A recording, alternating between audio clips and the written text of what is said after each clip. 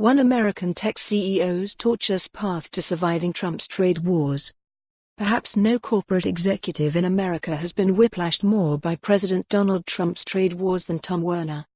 It's not that his company, San Jose, California-based solar panel maker SunPower Corporation, has been ruined by the trade tumult. In some ways, it's arguably no worse off today than it was before Trump imposed tariffs on imported equipment. But the sheer breadth of the shifting winds that have buffeted SunPower and repeatedly forced 59-year-old Werner to rethink strategy and the company's supply chain sheds light on the toll of the trade war. The saga also underscores why executives across America have sought policy certainty from the Trump administration. Over the past 2 years, SunPower was hit with duties on panels it makes overseas, won an exemption, was threatened with tariffs on equipment it makes in Mexico, and watched rivals gain access to a tariff loophole.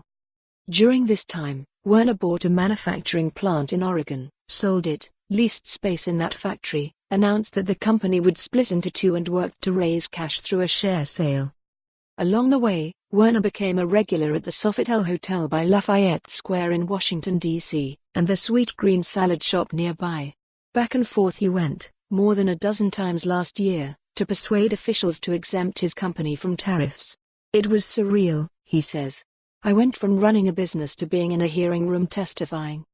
That Werner and SunPower appear to have come out the other side of the tariff storm in decent shape. The stock is down less than 10% over the past 2 years and the company is positioned to capitalize on the growing U.S. rooftop solar market. Doesn't negate the distractions that it caused.